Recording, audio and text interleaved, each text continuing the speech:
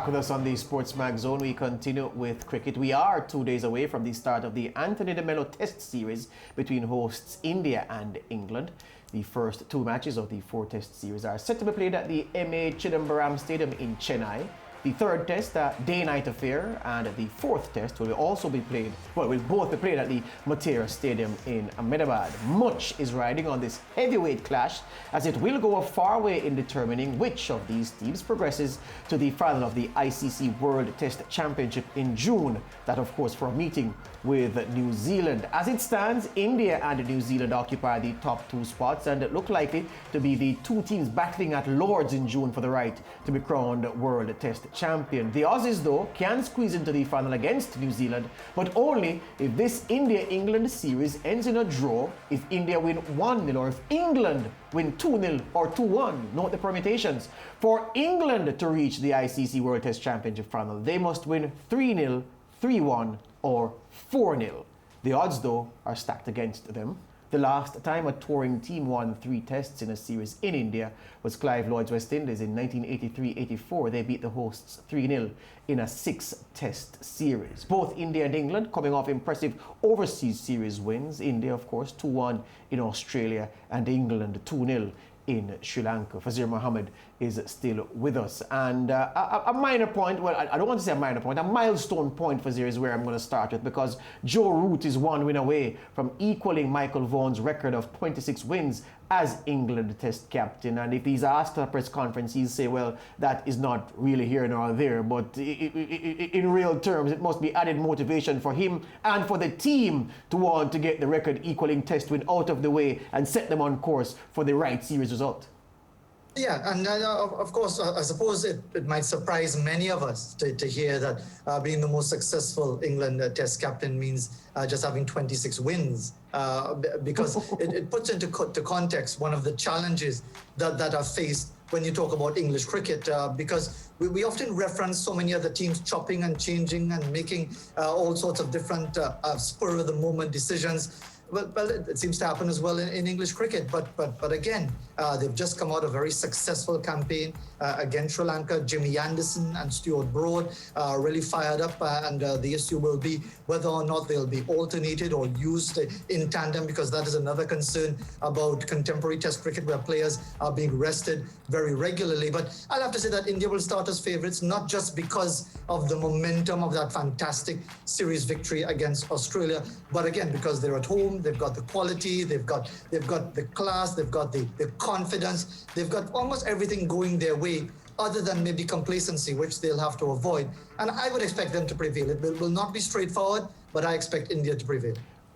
Much was made of missing men in Australia, for obvious reasons, because we saw them get injured in front of our eyes and miss subsequent tests. And then there were some high-profile absentees who didn't even get on the plane to Australia. But India now have a different problem. They have several players now fit and available, and they'll have a selection problem. One man who they'll not have, though, Fazeer, and I'd like you to give me your take on his absence from the series and the impact it could have. Ravindra Jadeja, because he has... Apart from bowling and bowling well, his batting has come to hand. In the last 3 years, he has scored 15 half centuries, 1 century, to average 55.57 in Test cricket. India won't have that this series. And then he has 220 Test wickets overall. 157 of that 220 have come at home. So you'll see there in the start numbers the impact that his absence is likely to have. Do the numbers lie? Will there be a Ravindra Jadeja-sized hole in the Indian lineup, or do they have the quality enough to compensate for his absence? Well, of course the numbers don't lie, but as with statistics, all statistics, they don't tell the whole story, because I'm sure the Indians will be saying, okay, well, we have Washington Sundar, we have a number of spinners, Chahal and so many others, Kuldeep Yadav, who didn't even feature in the series in Australia when many expected. They were saying, and we recall this again, it's always when we point this out in hindsight, people were saying, what sense does it make having sorry, I'm getting myself tied up because there's so many players and so many names that having the left arm wrist spinner not play in that final test. I'm going with Washington Sundar, and it worked out. So again, there you have the example of the wealth of resources that Indian cricket has right now. And it's really about making everyone feel comfortable, making everyone recognize that they have a role to play. And let me just give you a quick example. I recall when Australia were whitewashing the West Indies in 2000, 2001, 5-0. Steve Waugh was injured during the second test match. Damian Martin came into the third test match, took the man of the match award, and even at the award ceremony, he says, well, I don't expect to be playing in the fourth test match, because he knew his role. And that's where the essence of a team setup comes in, that you don't have that where people are grumbling and grumpy because they are being left out. Now, it's about understanding not just the hierarchy, but the roles that players have to play. And I think that's where team management, Ravi Shastri, and so many others in the Indian cricket setup are playing such key roles. History will record the heroic captain for India in that Australia series, not as Virat Kohli, but as Ajinkya Rahane. He said something that I found to be illuminating, Fazeer, because I've never heard this before. He said that when the captaincy was passed on to him, because of course the world knew that Kohli wouldn't be there beyond the first test. So he said when the captaincy was passed on to him, Rahul Dravid gave him a call and said, look, I'm going to give you one piece of advice. There's going to be great pressure on you, but you can help relieve the pressure on yourself by not spending time in the nets. So he said, what? So he said, Dravid said, yes. Don't go the route of spending a lot of time in the nets, because that will only in some way increase the pressure on you. Give yourself room to breathe, space to think freely. Stick to the task at hand, but don't be bogged down by, oh, I need to make a lot of runs, so I'm in the nets practicing. Usually, Fazeer, it's the other way around. Players are told to spend time in the nets and hone your craft. Rahane says Dravid's advice was not to spend time in the nets, and it worked a treat. It did. Or, just to use another analogy, if he was still alive, the great Australian all-rounder Keith Miller, who flew in World War II, would be say, pressure, cricket is pressure. Pressure is a Messerschmitt up your backside over the English Channel. So it's about perspective. And I think you sense throughout those 3 test matches, especially with Rahane as captain, that he looked very calm.